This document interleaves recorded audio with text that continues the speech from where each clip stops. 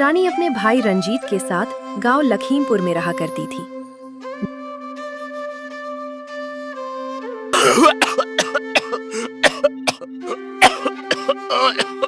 उसके भाई रंजीत की तबीयत अक्सर खराब रहा करती थी, जिस कारण घर की जिम्मेदारियां जैसे घर का राशन, रंजीत की दवाइयां, इन सभी की जिम्मेदारी रानी के ऊपर आ गई थी। रानी लोगों के घर काम करती और उससे जो कुछ भी पैसे मिलते उससे अपना और अपने भाई का भरण पोषण करती और भाई की दवाइयां लेती।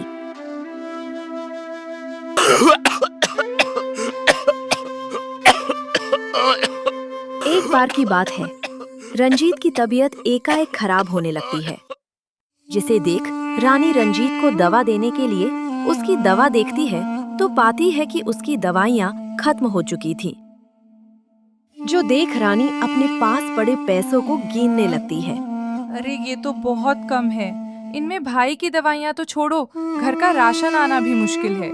इसीलिए रानी अपने भाई रंजीत को सुलाकर पैसे कमाने के लिए निकल पड़ती है, जिससे वह अपने भाई की दवाइयाँ ले सके और उनके 2 वक्त की रोटी का बंदोबस्त हो सके। रानी काम की तलाश में भटकते भटकते जमींदार के घर पहुंचती है, जहां वह देखती है कि लोग लंबी कतारों में जमींदार के घर के बाहर खड़े थे।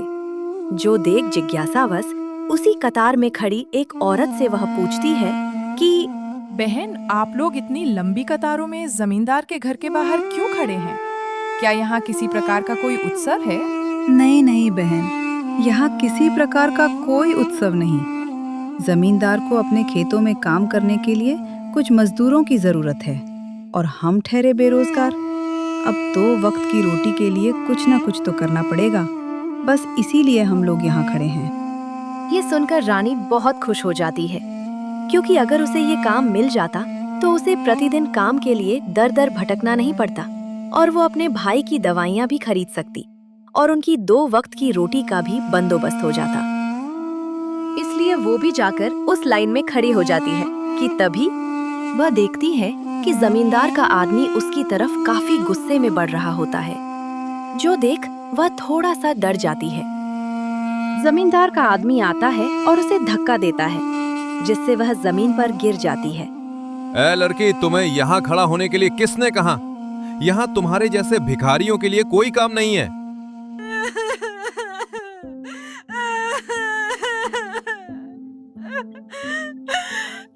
वह जमीन पर गिरे रो रही थी कि तभी वहां एक बूढ़ी औरत आती है।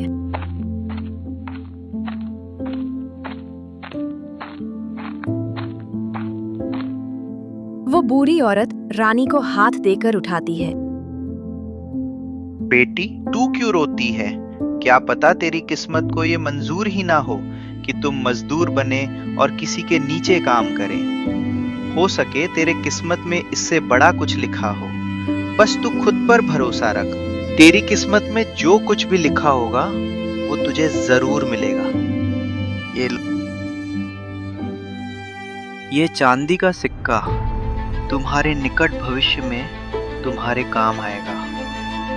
और इस पत्र में मेरा पता है, एक बार तुम यहाँ आना जरूर।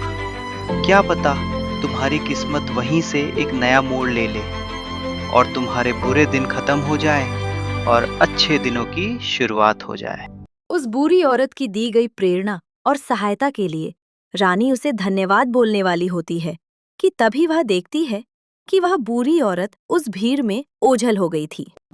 रानी जब उस पते पर पहुंचती है तो वह देखती है कि वह पता पुरानी हवेली का था, जिसके बारे में उसने गांव वालों से सुना था कि इस हवेली में कोई प्रेत आत्मा रहती है और वहां जो कोई भी जाता है वह लौट कर वापस कभी नहीं आता। रानी को डर तो लग रहा था, लेकिन वह अपनी भाई की तबीयत और घर के हालातों को देखते हुए उस हवेली के अंदर चली जाती है। हवेली अंदर से काफी डरावनी थी। चारों तरफ अंधेरा ही अंधेरा था।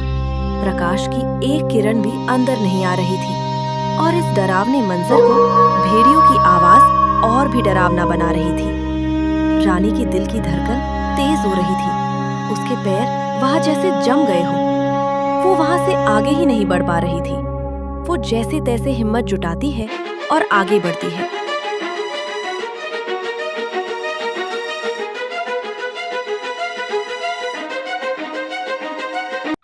वह एक कमरे में पहुंचती है जहां वह देखती हैं कि वहां उसी बूढ़ी औरत की तस्वीर रखी हुई थी जिस पर फूलों की माला चढ़ी हुई थी, और उसी तस्वीर के आगे एक दिया जल रहा था, जो देख डर के मारे उसके पसीने छूट जाते हैं।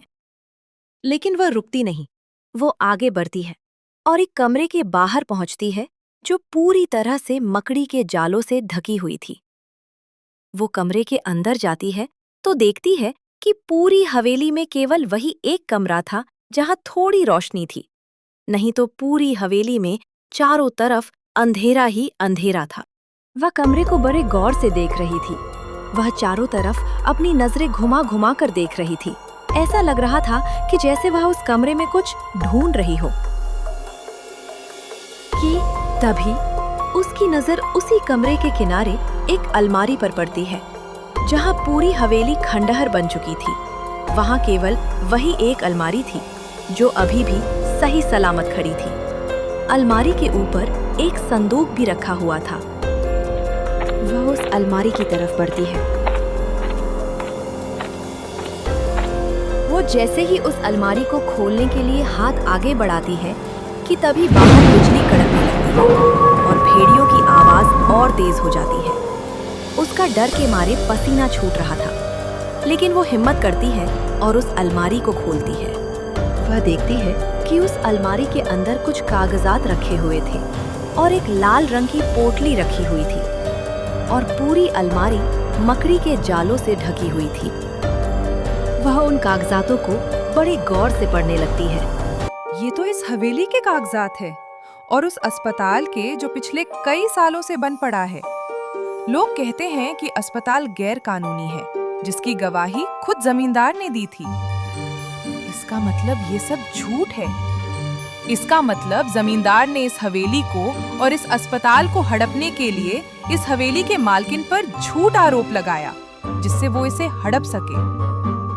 जमींदार पत्थर दिल है, मुझे पता था, लेकिन वो इतना स्वार्थी निकलेगा मैंने कभी सोचा भी नहीं था। लेकिन अब बस बहुत हुआ, अब न्याय होगा और अब जमींदार जेल जाएगा।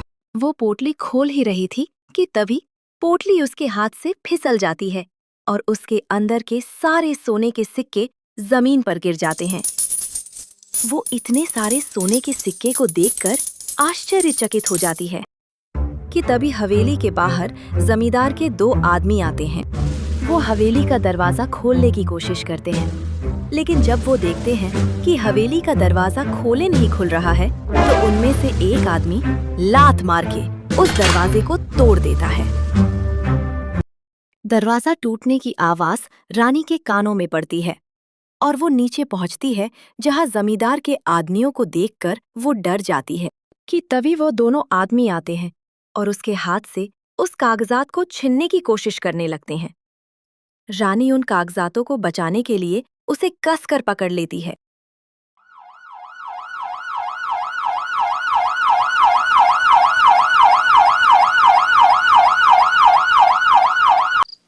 पुलिस आती है और उन दोनों आदमियों को गिरफ्तार कर लेती है।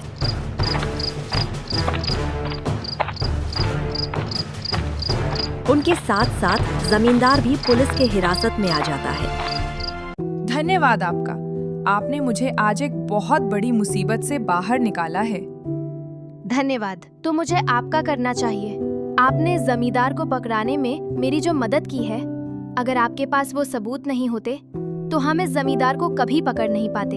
अरे वो तो मुझे उस बूढ़ी औरत ने इस हवेली में आने के लिए कहा था। उनकी तस्वीर अंदर हवेली में भी लगी हुई है। अरे वो तो मेरी माँ है और उनका देहांत तो आज से 10 साल पहले हुआ था, और तुम कह रही हो तुम उनसे मिली हो। ये कैसे हो सकता है? मैं आपसे सच कह रही हूँ, वो मुझसे मिली थी और उन्होंने ही मुझे इस हवेली में आने के लिए कहा था, और कहा था कि हो सके इस हवेली में आने से मेरी किस्मत बदल जाए और मेरे सारे दुख खत्म हो जाए। और उनके कहे अनुसार मुझे उस हवेली में ये कागजात और सोने के सिक्कों से भरी ये पोटली मिली। अब क्योंकि मुझे इस पोटली और इस कागजात के असली मालिक मिल गए तो ये मैं आपको सौंपती हूँ। मुझे ये तो नहीं पता कि आप जो कह रही है वो सच है या झूठ, लेकिन हाँ, मैं ये जरूर कह सकती हूँ कि आपका उस हवेली में जाना खाली नहीं जाएगा।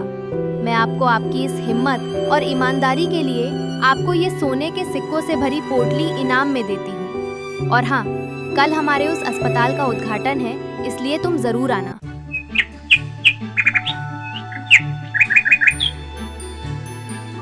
मुझे गांव वालों से पता चला है कि आपका एक भाई भी है जो काफी समय से बीमार है। तो अगर आपको बुरा न लगे तो आप अपने भाई का इलाज हमारे अस्पताल में करवा सकती है, वो भी बिल्कुल मुफ्त में।